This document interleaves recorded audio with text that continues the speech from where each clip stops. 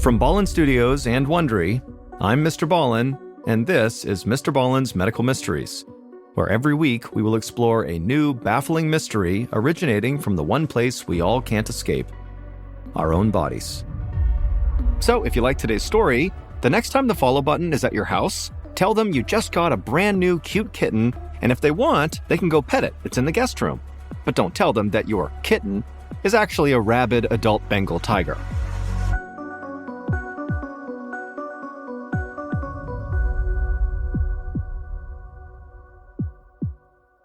This episode is called Watch Out for the Worms.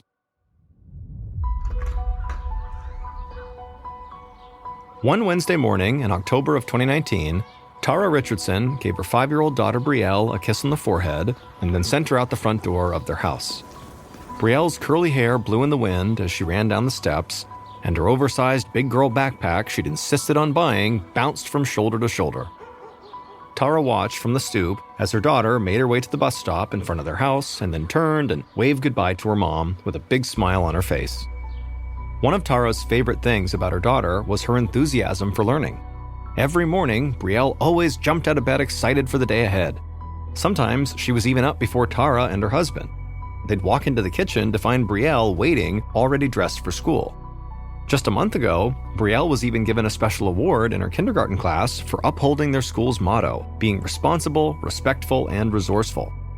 However, last week, Brielle actually had to miss school while she recovered from a nasty cold, and it drove the little girl crazy. Tara thought about how glad she was that Brielle could go back to class now. Tara craned her neck and spotted the school bus a few blocks away. She gave Brielle one last wave and then walked inside and shut the door behind her. Her husband John had already dropped their other kids, Tommy and Sarah, off at preschool, which gave Tara just enough time to get herself ready for her busy day ahead. Tara was a psychiatrist in Wichita, Kansas, and had recently transitioned to working as a traveling therapist. Instead of working in one place, she spent her days traveling to different children's psychiatric hospitals and senior care facilities. Tara had just turned around to head upstairs to change when she heard somebody pounding on their front door. And so Tara rushed forward, worried something had happened to her daughter. She threw open the door and actually found Brielle standing there, crying and out of breath. Tara knelt in front of her daughter and asked what was going on, but Brielle could barely speak through sobs and full-body tremors. Tara quickly identified that her daughter, for whatever reason, was having a panic attack. And so, in a calm voice, she told Brielle to breathe in slowly for 3 counts and then out for 3 more. And as Brielle's breathing began to even out, Tara ushered her inside and then ran to the kitchen for a glass of water. When she returned, water in hand, Brielle was sitting on the carpet next to the front door. Tara peeked out the window and saw the school bus idling outside. She sat down next to Brielle and explained that the bus was going to have to leave without her. Brielle said she didn't care. She didn't want to leave the house and she didn't want to go to school. Alarm bells went off in Tara's mind. Her daughter always wanted to go to school. Tara wondered if maybe something had happened recently. Maybe her daughter was being bullied. 15 minutes later, Brielle had finally calmed down enough to have a conversation with her mom. She would agree to go to school, but she let her mom know she was not happy about it. By the time Tara pulled up to Brielle's school, the first bell had already rung, and so Tara knew her daughter would be marked late. Tara watched her daughter grudgingly make her way to the front door of the school. The usual lightness in her step was gone. After Tara was certain that Brielle had gone inside the building, she pulled away from the curb and began the drive home, racking her brain for an explanation for Brielle's behavior.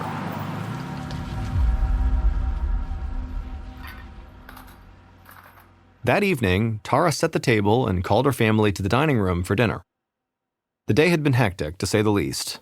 After her crazy morning with Brielle, Tara was late to her first appointment of the day, and then to make up for the delay, she had to push all her other clients back. And so with all the chaos at work, Tara didn't get home until 6:30, which was why she only had time to make scrambled eggs and toast for dinner.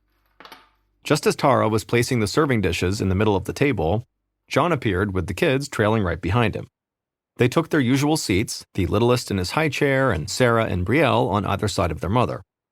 Tara doled out eggs for everyone, while John buttered up some toast and passed it around. Tara knew Brielle was very likely still feeling sensitive after her panic attack that morning, but she was anxious to know how the rest of her daughter's day had gone. And so Tara asked Brielle, how was school? but Brielle didn't answer. Instead, she kind of slowly chewed her food like she didn't like it and just stared down at her plate. Tara repeated her question, but it was like Brielle didn't even hear her. Tara reached out to her daughter, trying to get her attention, but as she did, Brielle burst into tears. Tara watched as Brielle quickly became hysterical and started sobbing so hard she couldn't even chew her food. And then before long, she began choking on her eggs, gasping that she couldn't breathe. Tara and John jumped out of their seats and ran to Brielle, trying to get her to swallow the food. Finally, Brielle did calm down long enough to take some sips of water and get the eggs down. And when Tara asked her what happened, Brielle cried that she'd swallowed a piece of eggshell. She insisted that it was actually still in her mouth, or maybe stuck in her throat now. Tara was not so sure, but she led Brielle to the living room and had her lie down on the couch. And then Tara used her phone's flashlight to look inside of Brielle's mouth, all the way to the back of her throat, but she didn't see anything, no eggshells, nothing. And so she promised Brielle there was nothing to worry about, there was nothing stuck in her mouth or her throat. But her daughter said that was only because she had already swallowed the eggshell. And so she told her mom she was now scared this was going to kill her, this eggshell. But as much as Tara tried to convince her daughter that she really was okay, Brielle absolutely refused to eat any more of her dinner and spent the rest of the night absolutely obsessed with this eggshell. The next day, Tara woke up feeling refreshed. She hoped Brielle felt better too, and hopefully had forgotten about the eggshell incident, and so Tara brushed her teeth, then headed down the hall to Brielle's room to help her get ready for school. And she was surprised to see that Brielle was actually still lying in bed. Tara told her that, the bus is going to be here in 45 minutes, and Brielle still had to get dressed and eat breakfast. But as soon as Tara mentioned school, Brielle began to panic. She scrunched up her face and started crying that she couldn't go. She was not going to go. Tara tried to reason with her daughter. She explained, it's already Thursday, Brielle only had 2 more days before the weekend. And also, Tara reminded Brielle that she loved school. Tara even promised to put Rice Krispie treats in her lunch, Brielle's favorite snack. But mentioning food only seemed to make Brielle more upset. Through tears, she told her mom that she was now worried that she had accidentally swallowed a worm. Tara couldn't believe it, but she did her best to try to calm Brielle down and promised her there was no way she had swallowed a worm. But Brielle wouldn't hear it, and she just kept on crying. Eventually, Tara was able to finally convince Brielle that she was okay, but then the sound of the approaching bus outside set off a whole new wave of anxiety in the little girl. And Brielle dove under her covers, hiding her face, screaming she was not going to go to school. And so as this was happening, Tara decided, you know what, Brielle is in no shape to go anywhere today. In fact, she was starting to worry that there might be something seriously wrong with her daughter. And so she told Brielle that she could stay home this morning, and then she turned to get her cell phone from her bedroom. Tara dialed her office manager and explained she would need to cancel all her appointments for the day because she was dealing with a family emergency. Later that day, Tara sat in the living room with Brielle, brushing her long curly hair in slow, soothing motions. Once Tara had told her daughter that she could stay home, Brielle had actually mostly calmed down.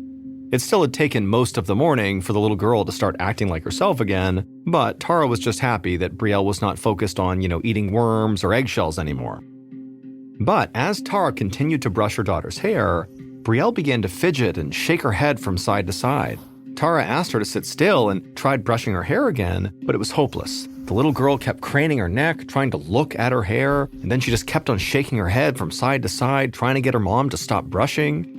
Tara put the brush down and asked her, what's going on? And Brielle looked at her mom with terror in her eyes and said she was really worried that she just swallowed a whole bunch of hair while her mom was brushing it. Tara explained that maybe a little bit of hair had come loose, and it was definitely all in the hairbrush.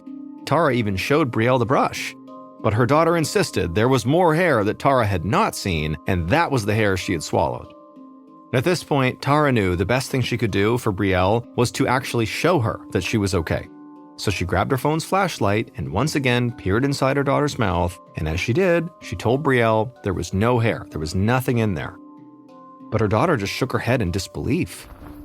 Brielle jumped up from the couch and ran to the bathroom, and when Tara caught up to her, she saw her daughter sitting on the bathroom counter looking in the mirror, her mouth wide open as she checked for loose hair. The following afternoon, Tara suggested that she and her daughter play a game of tic-tac-toe, one of Brielle's favorites. And Brielle immediately lit up at the suggestion, so Tara grabbed some paper and some pencils. The game started out fine, but as the game progressed, and it seemed like Tara was going to win, Brielle became increasingly agitated. In fact, she got really mad every time her mom made a move she didn't like. And then suddenly, Brielle actually threatened to stab her mom with a pencil. Tara was shocked. Her daughter had never, ever been violent before. Tara thought about how rapidly her daughter's behavior had deteriorated over the last 2 days. At this point, she couldn't even recognize this little girl sitting in front of her. And so it was becoming increasingly apparent to Tara that if Brielle did not get better soon, she would need professional help from someone other than her mother.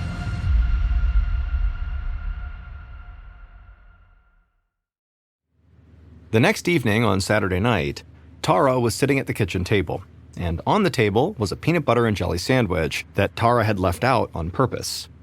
Her daughter had refused to eat or drink anything all day, and so Tara had basically put the sandwich out in the hopes that Brielle would see it and finally get hungry enough to eat it. But Brielle just kept walking into the kitchen, looking at the sandwich, clearly seeming interested, but then backing out and walking away. And this had been going on since lunchtime. The girl just kept pacing back and forth between the living room and the kitchen, never stopping to actually eat. It broke Tara's heart to see her daughter acting this way, and so at some point she attempted to distract her daughter by asking her what her friends were doing this weekend, hoping that maybe Brielle would ask to meet up with one of her friends and have a play date. But Brielle did not take the bait and just kind of ignored her mom and just again kept on pacing back and forth between the kitchen and the living room, retracing the exact same steps each time. And also, as she was doing this, Brielle kept repeating the same phrase over and over again. "I'm hungry, but I don't want to die. I'm hungry, but I don't want to die," over and over again as she paced. And then eventually, by that afternoon, as the girl was still pacing, it was like she lost the ability to speak and could only get out fragments of words from this phrase. Tara watched in horror as her 5-year-old regressed to a 2-year-old speaking level. And then eventually, Brielle became so hungry and overwhelmed that she started to cry and then collapsed on the floor in a fit of anger and frustration. At this point, Tara, who was a trained psychiatrist, could see that very likely her daughter was showing classic symptoms of obsessive compulsive disorder, or OCD for short, which is where a person is plagued by recurring thoughts and can't stop themselves from doing the same thing over and over and over again.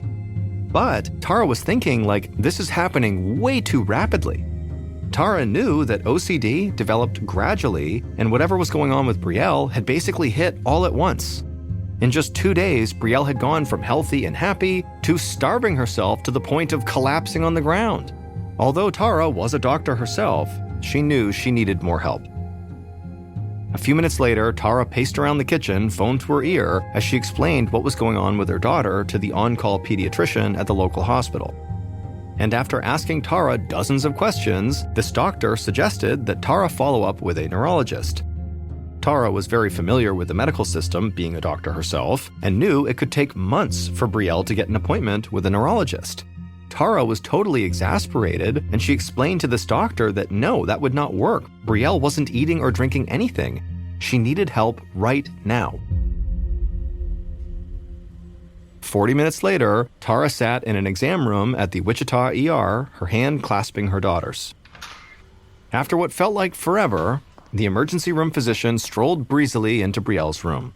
She was younger than Tara expected, maybe in her early 30s, and she was wearing these brightly colored scrubs under her white coat. She introduced herself to Tara as Dr. Sarah Fields, and then she turned to Brielle. In a gentle voice, Dr. Fields asked Brielle what was going on. Tara watched as her daughter fidgeted in the bed and then said she was sick and that she had accidentally eaten a bunch of hair and was going to die. Dr. Fields just nodded and then began to conduct a routine examination of the child.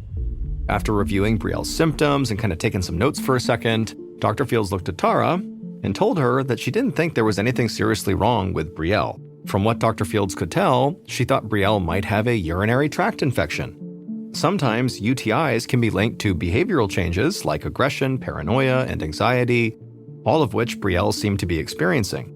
Dr. Fields had already called in a prescription for antibiotics. Beyond that, the doctor suggested that Brielle just drink some Gatorade to replenish her fluids. As Tara listened to this doctor, she felt frustration boiling up in her body. She knew Dr. Fields was likely doing her best, but her dismissive attitude was sort of outrageous. She knew that Brielle was struggling mentally, she was violent, had severe OCD, at least it seemed like she did, and she was refusing to eat or drink. All that would not be caused by a simple UTI. And so at that moment, Tara realized she would just have to figure this out herself. After they got home, Tara put Brielle to bed and then went down to the kitchen. She scrolled through her phone until she found her friend Deborah's phone number. The two had been colleagues in medical school, and after graduation, Deborah had gone into pediatrics. Tara composed a long text message explaining what was going on with Brielle and asked if Deborah knew any specialists who might be able to help. The next morning, Brielle and Tara were back at the hospital, but this time to be examined by a pediatric neurologist, Dr. Samuel Edwards, that Deborah had recommended. Miraculously, he was able to squeeze them in for an emergency appointment, and now Tara watched as her daughter paced around the room anxiously. After getting there, Dr. Edwards had decided to test Brielle to determine whether she was suffering from a potentially dangerous condition called encephalitis. Tara was grateful that Dr. Edwards was taking Brielle's symptoms so seriously, but she was terrified at the same time. Encephalitis causes inflammation in the brain and can cause symptoms such as confusion and hallucinations, but it can also be deadly. The sound of the exam room door creaking open pulled Tara out of her anxious thoughts. Dr. Edwards greeted Tara and knelt down next to Brielle. He removed his glasses and calmly asked Brielle if she wouldn't mind sitting down next to her mother. But it was like Brielle didn't hear him. She just stood there swaying back and forth. But Dr. Edwards was unfazed. He just said that was fine, Brielle could stay where she was. Dr. Edwards stood up and turned to Tara, and he explained that the MRI and the other tests they'd done on Brielle showed no signs of encephalitis or any other problem. He said he consulted with his medical team, and nobody was quite sure what to do next, but they did think Brielle was dealing with some sort of psychiatric condition. Dr. Edwards took a seat next to Tara and offered to admit Brielle to the Children's Psychiatric Hospital. Tara stared at the doctor, incredulous. She tried to control the anger she felt coursing through her body as she explained that she was the admitting psychiatrist on call for the Children's Psychiatric Hospital. She had witnessed the onset of Brielle's baffling symptoms herself, and in her experience, psychological issues do not present themselves this quickly and with such force, so this did not seem like a psychological issue. Dr. Edwards listened intently, nodding sympathetically. He looked over at Brielle, who was fidgeting and now sitting on the floor, and then back at Tara. And then the doctor said there was one more thing they could try. He knew of a neuropsychologist in Wichita who studied new and rare diseases. It was a long shot, but he might be able to figure out what was wrong with Brielle. Tara was very skeptical, but at this point, she was willing to try anything. And so after a moment, she thanked Dr. Edwards and asked him to please put her in contact with this physician right away. On Monday morning, Tara sat next to her daughter at the neuropsychologist's office. Brielle squirmed uncomfortably in her chair as the doctor asked Tara a series of questions about Brielle's recent health history. Tara's responses were admittedly curt and to the point. She didn't mean to be rude, but she didn't know how many more doctor's visits her daughter could take before she would have another episode. The last thing Tara wanted was for Brielle to lash out at this physician the way she had at Tara with the pencil. But the doctor, who clearly picked up on the mother's frustration, only had a few more questions. And one of those questions was, has Brielle suffered from a cold recently? Tara thought for a moment and said, yeah, Brielle had a bad cold a couple of weeks ago that had kept her home from school for a few days. At this point, the doctor stopped writing and looked up from his notepad. With an optimistic look on his face, he told Tara he was now almost certain he knew what was wrong with her daughter. The doctor, who again specialized in studying new and rare diseases, explained to Tara that when Brielle had gotten her cold, it almost certainly had triggered an incredibly rare immune response. Instead of trying to get rid of the virus, Brielle's body turned against itself, attacking her brain. This condition is called Pediatric Acute Onset Neuropsychiatric Syndrome, also known as PANS. Tara was shocked. She'd heard of PANS before, but it was so rare she'd never seen a case in real life. In fact, she was specifically trained to be very skeptical of it as a diagnosis. But in Brielle's case, after she thought about it for a minute, she knew it did have to be what they were dealing with. The onset of PANS is sudden and horrifying, and it only affects kids. While the symptoms vary from child to child, the disease is usually marked by anxiety and depression. Like Brielle, some children become violent, develop tics, and can even have hallucinations. Parents whose children have had PANS said their kids became completely different, seemingly overnight, just like what had happened to Brielle. But because PANS is so rare, it can sometimes take months or even years to correctly diagnose it. Tara was incredibly thankful that this doctor had been able to get the right answer in just 5 days. And she was especially grateful because the type of inflammation PANS causes is very hard to find on an MRI, like the one Brielle had gotten. And the disease is so rare, nobody else had thought to look for it. If it wasn't for this doctor's willingness to think outside the box, Tara may never have gotten the right diagnosis, and her daughter's life would have been at risk.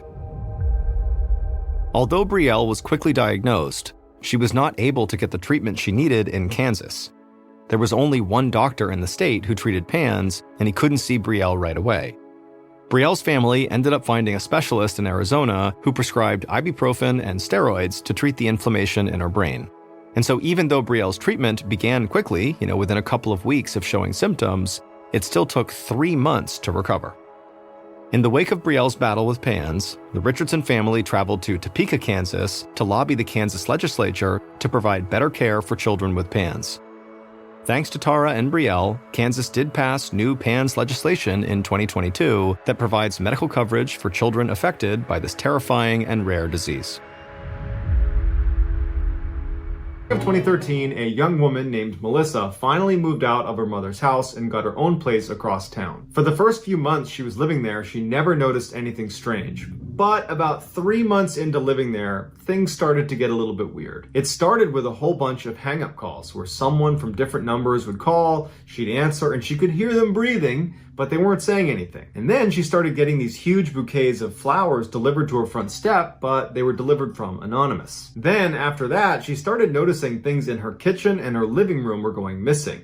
Things like plates, cups, drink coasters, salt shakers, forks and knives, little things, but since she lived alone and she was the only one moving these things, they really stood out. Melissa had this habit that every time she went to bed, she would unplug her TV. She had this irrational fear if she didn't do that, that it would spark a fire and her house would burn down in the middle of the night. So she was pretty obsessive compulsive about always making sure the TV was unplugged before she went upstairs to bed. And so one night, around the same time she's getting these hang-up calls and there's flowers being sent to her door and things are going missing, she unplugs her TV and she goes up to bed. The next morning, she gets up and comes downstairs and the TV's plugged in again. She convinces herself that, well, she must have forgot to unplug the TV. As rare of an event as that is, it has to be what happened. And so that night, she unplugs the TV and remembers looking directly at the plug, confirming that, yes, I've unplugged the TV. And then she puts it down and looks again at the outlet. It's not plugged in. It's definitely not plugged in. And then she goes upstairs to bed. The next morning, when she walks downstairs, she had the sense of dread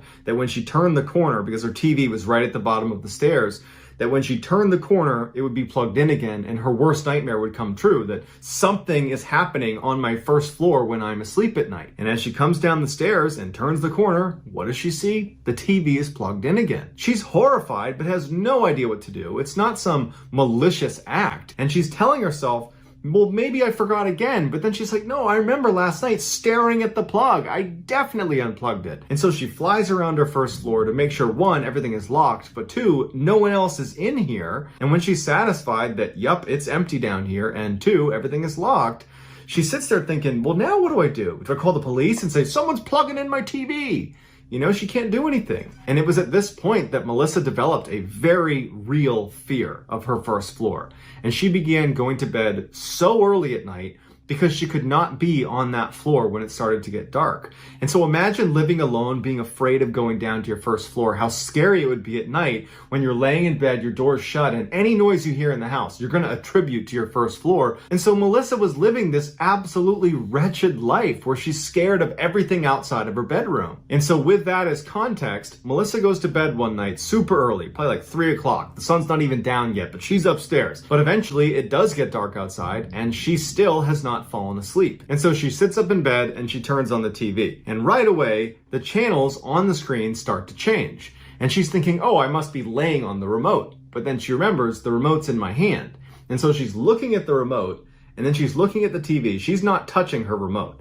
And the channels are still cycling. Now, Melissa had what's called a skybox, which means her downstairs TV was connected to her upstairs TV and vice versa. If one was changing the channel, in real time, the other changed the channel. And so as she's looking at her remote and not touching it, and looking at the screen as the channels are changing, it dawns on her that someone downstairs is changing the channels. And so, frozen in fear, all she can think to do is turn off her TV, because that's the one function that does not have any impact on the other TV. So she turns the TV off. And so, in total darkness, in a house she's already terrified of, she is straining her ears to try to hear some sign that this is either someone's down there flipping through channels, or this is nothing, and I just happened to turn the TV on when the skybox was malfunctioning. And as she's sitting there, all she can hear is her own breathing, and she can feel the pounding of her heart in her chest. But she doesn't hear any sounds in her house. She doesn't hear the TV on. She doesn't hear footsteps, doors opening, none of that. It's silence in the house. So after what probably felt like an eternity, she just grabbed a pillow and clutched it in front of her and put her head into the pillow and just laid like that until she eventually fell asleep. The next morning when she gets up, the sun is out, and it's this huge relief, because suddenly, with the sunlight pouring in the windows, it was like the house wasn't scary anymore. And she's telling herself, you know what, that had to have been just some anomaly with the skybox. I bet I go downstairs and the TV's unplugged. And so she goes downstairs and the TV is unplugged. And so that for her kind of confirms that, okay, the paranoia is getting to me. I'm losing my mind a little bit. I gotta tell someone what's going on. And so as it happens, that day she was going to a family birthday party. And so when she gets there, she pulls her older brother aside and says, here's the strange things that are happening in my house with the skybox and all this. And at first, he looked at her like, really? This is what's going on? You're seeing ghosts in your house? But when she really focused on these specific things that were happening, like the plug going back into the wall 2 separate times, and then the skybox thing. So the TV is kind of wrapped up in the weirdness that's been happening in her house, and the missing items in her house. And so for the brother, it all kind of added up to, okay, this does seem a little bit weird. And he offered to live with her for a few days and just see it for himself. And as they're talking, their younger brother happens to walk by, overhears the conversation, and says, oh, I'll stay there too. For 4 days, the two brothers lived on the first floor of Melissa's house, and they don't see anything, they don't hear anything, it's completely ordinary. And Melissa at first was reassured, but then started to think, does that mean whoever's been doing this stuff is watching my house really closely and knows that I have, protection at my house right now and they're staying away? Does that mean I'm being watched really closely? And so finally, when her brothers are getting ready to leave after the 4th day, she was practically begging them to stay. She couldn't stand the idea of staying in this house. Her brothers reassured her that she had nothing to worry about, but if she experienced anything weird, anytime, any day, just call or text and they would be there in a heartbeat. Although she did not feel reassured, it was starting to get late, at least by her standards. It was like 3 o'clock, so the sun's getting close to going down, so she needs to go upstairs. So she goes back in her house and does like 20 trips around her house to confirm everything is shut, everything is locked, no one's in the house, everything is safe, and then she goes upstairs to bed. But like most nights, she was so scared of everything outside of her bedroom door that she couldn't sleep. And as she's laying there in utter silence in her room, she hears the unmistakable sound of her back door opening. And she hears footsteps walking through her first floor. And then she hears the TV turn on. And her brothers have been watching her TV last, and they had the volume set really, really high. So as soon as the TV went on, it blared all through the house. And immediately the TV turned back off, because whoever turned it on knew that that was going to wake up whoever was in the house. Melissa doesn't know what to do. Before, whatever the heck was happening in her house was a little bit subtle. It was like she had to think about what she was hearing to confirm it was actually happening. Now, this person is just strolling into her house in the middle of the night and flipping on the TV and blaring it through the house. And so she immediately is like, oh my God, what do I do? And she picks up her phone and she calls her brother. And he picks up right away and she goes, someone is in the house right now. The brother's like, I will be there in 10 minutes. Do not leave your bedroom. Don't do anything. Stay on the phone with me. So Melissa's shaking out of fear, and she gets up as slowly as she can, and she walks over to the window to get as far away from the door, which was locked, as she possibly could. and she's glancing out the window, waiting to see her brother pull up as she listens for any sign that this person downstairs has begun walking upstairs. Finally, Melissa sees out of the corner of her eye her brother's car pulls up across the street, and he, along with her younger brother, hop out. They run across the street towards her house. They hop over the fence, and they run down the alley between her house and her neighbors, and they go towards the back out of sight.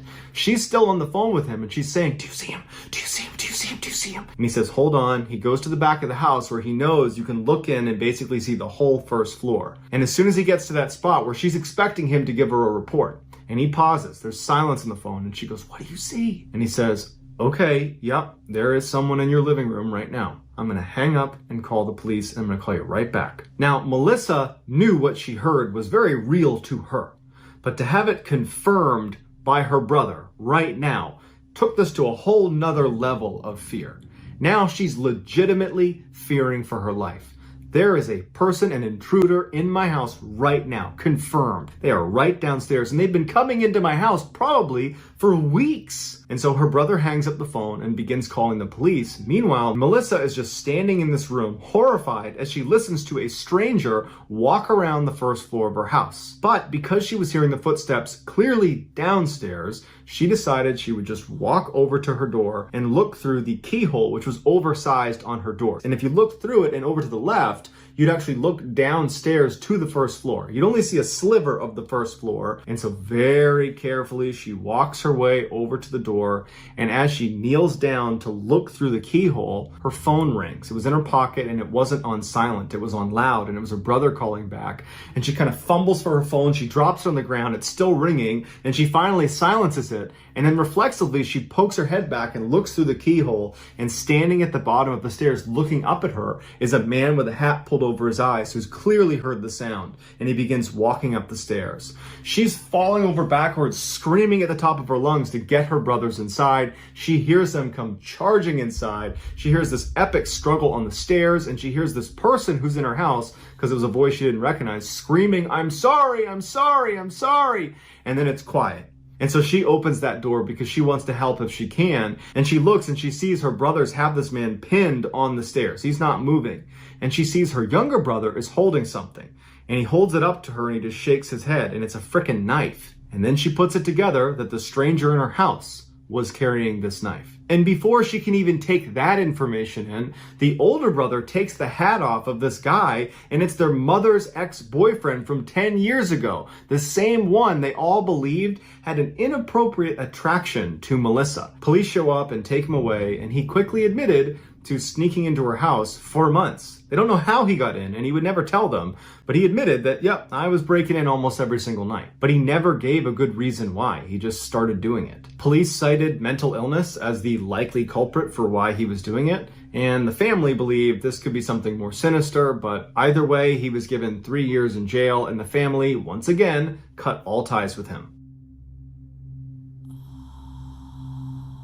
In February of 2013, a young woman named Kim finally moved out of her parents' house, and she moved into this tiny little apartment that she absolutely loved. Kim had severe social anxiety. She could not stand being out in public, talking to people she didn't know. And so she would do everything in her power to stay indoors. She had a job that didn't require her to travel. And so having this little apartment was like her little oasis. When she was there, she was safe. If she had to leave, she was practically running to her car and running back so she didn't have to talk to anybody. In those first few weeks she was living there, as much as she tried to avoid all contact with other people, there was one person she was kind of forced to have an interaction with, and that was her landlord. But her landlord turned out to be this awesome old woman named Olivia, who really took a liking to Kim and kind of looked at Kim as like her daughter. And Kim was surprised at herself for wanting to interact with Olivia. She was very comforting, and she was this really nice lady. And so even though they didn't actually interact that much, they developed this relationship where Olivia liked to make food, and she'd come over to Kim's door and she'd knock and she'd leave it outside of her door, and she didn't expect Kim to come out and talk to her. She knew Kim was uncomfortable being out in public, and so she didn't push her to do that.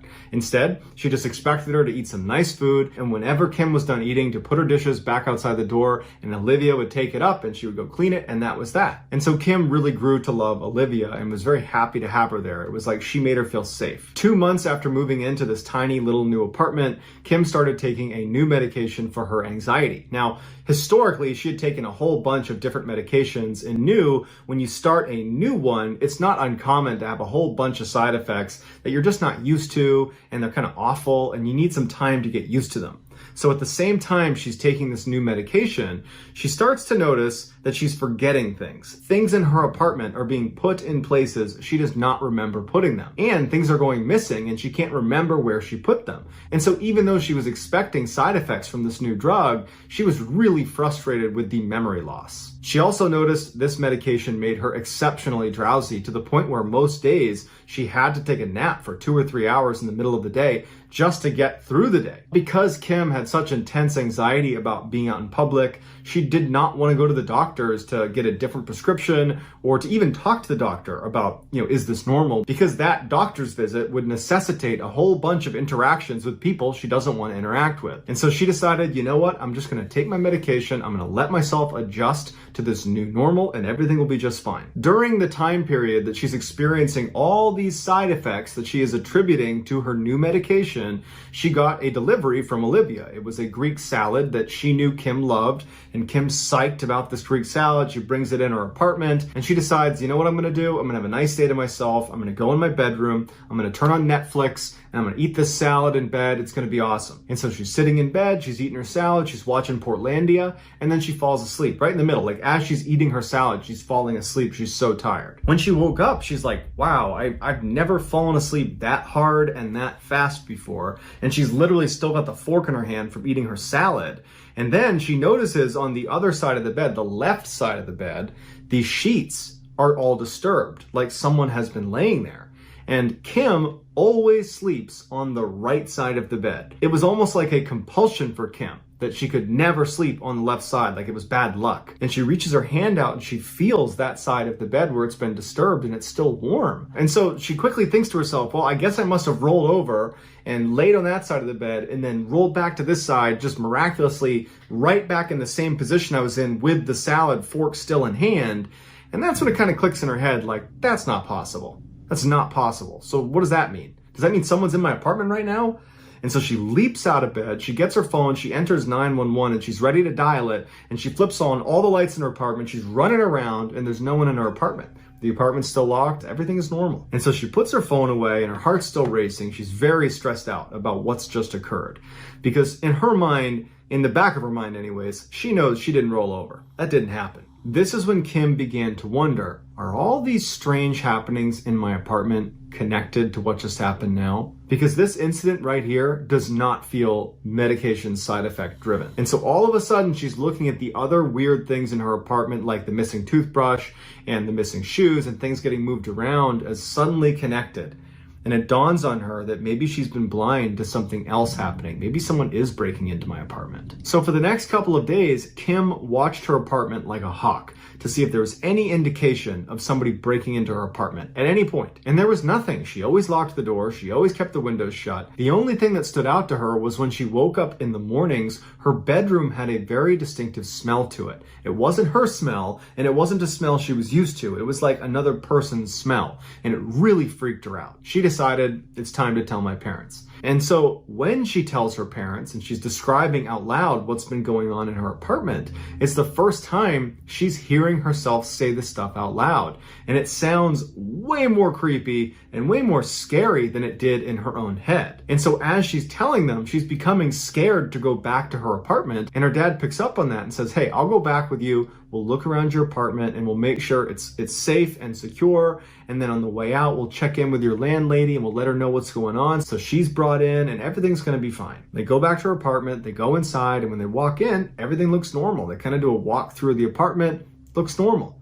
But before her dad leaves, he says, hey, let me just do a closer inspection of your whole apartment. Let me look everywhere and make sure there's not like some special way to get in here, just to give you peace of mind. And so he went into her bedroom and he starts looking around and he's lifting up the mattress and looking underneath. And then he opens up her closet, which is this big closet, lots of clothes in there. It's not quite a walk-in closet, but it's big enough that you can easily stand in there. And her father reaches in and splits the clothes and he uses his light to look at all of the back wall. And he pushes on it and he taps on it and he sees if there's any sort of special special compartment? There's not. But before he walks out again, he notices a little blurb of writing on the bottom right corner of the inner wall, an area that you could only see if you were standing in the closet looking for strange things on the wall of the inside of this closet. He kneels down to take a look at it, and it's this little tiny blurb of text that says, "Come back here so I can look at you."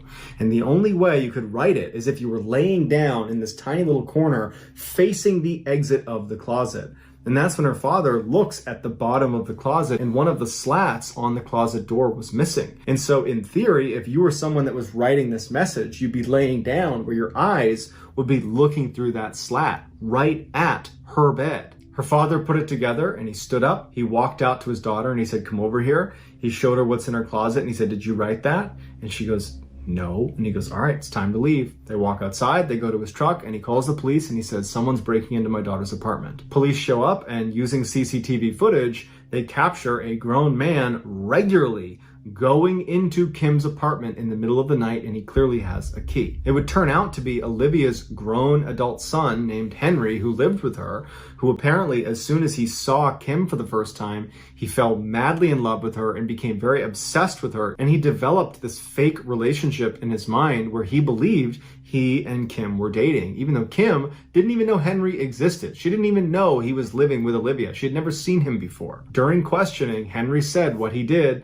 is he got sleeping pills and he ground them up, and anytime his mother was delivering food to Kim, which she loved to do, and she was always excited about it, so she was talking about it so he would know it was happening, he would put sleeping pills in her food, he would mix it in, and then he knew as soon as it was delivered, she would be asleep, and he would use his mother's spare key to go into the apartment, and what he said he did is he never touched her. He never laid a hand on Kim. Instead, he laid next to her in bed or watched her from inside the closet. So for the 4 months that Kim lived in this apartment, where she believed every time she came inside and shut the doors that she was kind of away from society, she could just be alone in her bubble, well, in reality, there was some psychopath just a few feet away from her almost the entire time. When Olivia found out about all of this, she made a point to tell Kim she had nothing to do with it and she was terribly sorry, but their friendship ended.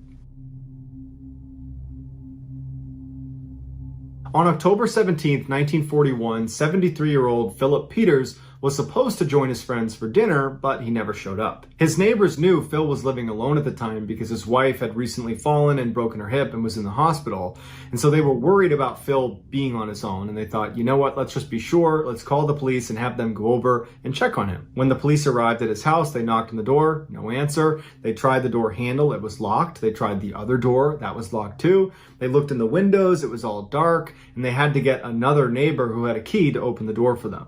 When they stepped inside, there was blood everywhere, on the walls, on the ceiling, everywhere. And in the middle of the kitchen is Phil Peters, face down. He has been bludgeoned to death. The police immediately draw their weapons and they're looking around the house thinking someone could still be here. And they clear the whole house and there's no one there. And so a whole bunch of detectives converge on the house and they start investigating. And they realize pretty quickly how strange the scene was. Nothing in the house was vandalized. Nothing in the house was stolen, and Phil himself was just a very modest, retired auditor. He certainly didn't have any enemies, and so the revenge angle didn't necessarily make much sense. But then you got to remember that when police first got there before they discovered his body, the house was shut and locked, and there was no sign of forced entry. And so whoever was in there with Phil at the time of his death must have known Phil enough to have a key of their own or have Phil open the door for them. So it made investigators wonder what would motivate some person that's in Phil's inner circle to commit such a heinous crime when the obvious angles, such as theft, vandalism, revenge, have basically been crossed off. Not to mention, there was virtually no evidence of who could have done this, with the exception of the murder weapon, which was this big piece of metal called a stove shaker. But the person who had used it to kill him had taken the time to meticulously wipe it off. So there was nothing on it, no fingerprints, no anything. So for months, detectives agonized over this case, but they got nowhere. 9 months later, a housekeeper was hired by Phil's widow to help around the house now that Phil was gone. And she said as soon as she moved in, she started hearing strange tapping sounds all through the house, but didn't think anything of it. And so that day, the day she's calling police, she's alone in the Peters residence and she hears the tapping and it's coming from the kitchen. And she thinks, oh, it's got to be a woodpecker just outside the house, outside the window. And she said as she looked into the kitchen, on the other side of the kitchen was a door that opened up to a flight of stairs that went to the second floor. And she said it was slowly opening. And out from behind comes this white hand that reaches for the side of the door and begins to pull it open. And she screams, and the hand retracts back into the space. And then she hears it storm up the stairs and run around on the upstairs before going silent again. She ran out of the house and she ran to a neighbor's house to call the police. The police immediately go to the house and they go inside, guns drawn, and they're looking for this person because they're thinking perhaps the murderer is back. And they're looking all through the house and there's nothing. There's not even a sign of a break-in. And so the police go back to the housekeeper and to Miss Peters. They explain that we couldn't find anyone, but given the history of your house, we don't think it's safe for you to be in there. And so the housekeeper didn't go back, and Miss Peters was moved back to the hospital where she could be looked after during the police investigation. At this point, the police decide we're going to permanently stake out this house. We're going to have 2 detectives that are outside this house watching it at all times. And so 2 detectives go and they're sitting outside, and for a couple of days they're not seeing anything, they're not hearing anything, and they decide to just go inside and have a look around. They both walk into the house, they go upstairs, they look around, they don't see anything, they go back downstairs, and as they're standing on the first floor getting ready to leave, they hear what sounds like a doorknob turning upstairs. They both heard it, so they go upstairs and they start searching different rooms, and one of the detectives goes into the bedroom and opens up a closet, and past all the clothes, bottom left-hand corner, he sees a foot dart into a little space in the back corner of the closet. And without any hesitation, this guy jumps head first into the closet and grabs the foot of this mystery person who's crawling into a tiny little panel in the back of a closet. And he holds on to this person who's fighting with their life to get away, and he starts pulling them out, and he's yelling for his partner to come over. He comes charging in. They both grab this person and they yank this person out, and they would describe him as the strangest looking person they had ever seen. He was super tall but rail thin, and his skin was so dirty it appeared gray. His name was Theodore Conies, and he had been living in this house for a year. Before Conies moved in, he had fallen on hard times. He was sleeping in alleyways, and as it started to get colder in September of 1941, he decided he would approach his longtime friend, Phil Peters, and he would ask him for some money and maybe an opportunity to crash at his house for a couple of days. But as it happened, when he got to Phil's house, Phil wasn't there. Phil was at the hospital visiting his wife who had a broken hip. And so the house was vacant. And Conies saw an opportunity and he broke in.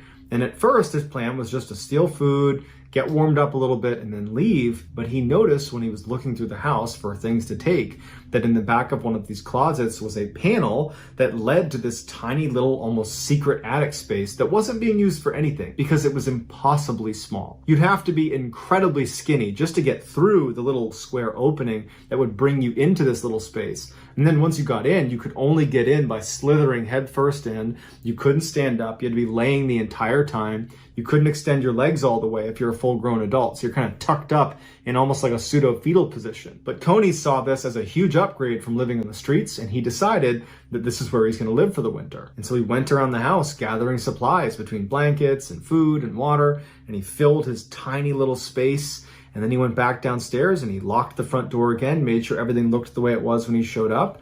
And he went into his little space and shut the door behind him. And when Phil came home that night, he didn't notice anything. And for the next several weeks, Phil never noticed a thing. Every time Phil would leave, Conies would sneak out, go downstairs, make himself some coffee, get a bite to eat, then go back up to his little space. He even cut into the house's wiring system and stole one of Phil's radios, brought it into the cubby with him, attached it to the new wiring, and he got to listen to the news so he didn't feel so isolated from the outside world. But about a month later, Conies leaves his little spot to go downstairs because he thinks Phil is gone. He gets to the kitchen, he's going through the fridge. When he shuts the fridge, he looks over and there's Phil standing there looking at him like, "What are you doing in my kitchen?" In a panic, Conies grabs the stove shaker and beats Phil to death. Not knowing what else to do, he wipes off the murder weapon, leaves it where it is. He goes in the fridge, he gets some more food and drink, and he goes right back up to where he lives. He would follow the investigation of Phil Peters' death on his radio, curled up inside of Phil Peters' house. Conies was quickly found guilty of murder and sentenced to life in prison. After hearing his sentence read to him, he says out loud, "Now I feel safe. I'll have a better home than I've had in years." So that's going to do it, guys. I hope you enjoyed today's stories. And if you found today's secret, please let us know in the comments what it is and where you found it. The first one to do that will get pinned. If you enjoyed the video today and you haven't done this already, please offer the like button a beer, but then give them an O'Doul's. Also, please subscribe to this channel and turn on all notifications so you don't miss any of our weekly uploads. If you want to get in touch with me, you can direct message me on